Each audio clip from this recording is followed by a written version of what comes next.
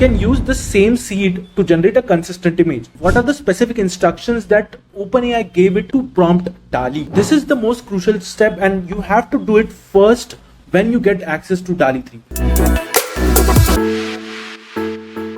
Before you start generating images with DALL-E 3, here's what you can do to get better output customized to your needs. First, you can access DALL-E 3 from the GPT-4 tab. When you are prompting, you don't have to put an elaborate prompt like how you do in Midjourney, because ChatGPT will do it for you. Based on your simple prompt and your requirement, it will create 4 prompts with 4 random seeds. I asked it to generate images for different emotions, and here's what it came up with. Then I asked for different images for different emotions, and it corrected its initial 4 prompts. Images are pretty much detailed and they don't show any artifacts, which is common with AI generated images. And if you notice, they are of different type. First one is more of an anime type of a vibe. Second one is more photorealistic. And if you notice, ChatGPT and DALL-E have managed to get the text correct, which was a struggle with AI generated images. This one is more of an vector art with anger. And last one is more of a watercolor painting. This is the most crucial step, and you have to do it first when you get access to DALL-E 3. What you have to do is first get your first few generation based like a test data, then give a bunch of versions or feedback to ChatGPT to fine tune the images that it has generated. Based on your feedback, ChatGPT will learn how to prompt DALL-E 3 better. DALL-E 3 takes literal interpretation. If you put depth of field in your prompt, it will take extreme bokeh for your generations. If you put iPhone in your prompt, it will literally put iPhones in it. Rather than if you want a smartphone aesthetic in your images, you can put smartphone aesthetic as a word. Next, tags. Instead of a really long sentence, it's better to put comma separated values for DALL-E.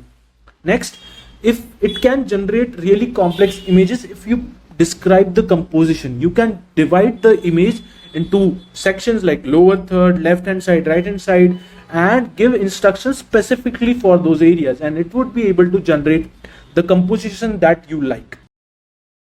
I asked ChatGPT about what are the specific instructions that OpenAI gave it to prompt DALL-E, and then it gave me that okay, you can put specific resolution that you want. If you don't mention any style, it generates a variety of styles so that user can pick from it. Seeds are random, but you can use a seed from previous one into the next generation. For example, if you have generated 4 images in your first prompt, and if you like the second one but you need some slight tweaks in it, tell ChatGPT to use the same seed number of that image and generate a new version. In this test, I asked ChatGPT to use the same seed. All of the 4 images are similar with slight variation because it's based on noise. So this will help immensely to generate consistent characters if you are generating any images or comic books if you want to generate, or any graphic novels. You will be able to give it a seed number, and then it would continue to use the same seed to generate different variations. There's one caveat though, you can't generate copyrighted characters like Mario, but if you ask ChatGPT to describe Mario without naming it, it would prompt DALL-E in a similar way, and then it would generate the images.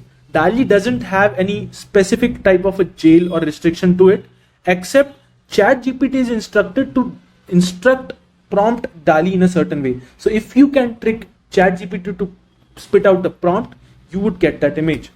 Similarly, one user asked ChatGPT to generate SpongeBob. It was not able to generate. Later on, it asked ChatGPT to describe how SpongeBob looks like and generate image from that, and it was able to accurately generate an image like SpongeBob, and fine-tuning the model and teaching ChatGPT on how to prompt DALL-E. Then whatever output and then you can ask ChatGPT to summarize its learning from your feedback. That feedback, you can take it and put it as a custom instruction. That's it for today. If you haven't subscribed, please subscribe to the channel, and you can watch this video on how to use ChatGPT script to organize your messy downloads folder. And I keep creating videos on AI automation, so keep subscribed so that you can get notified the next time I create a new video.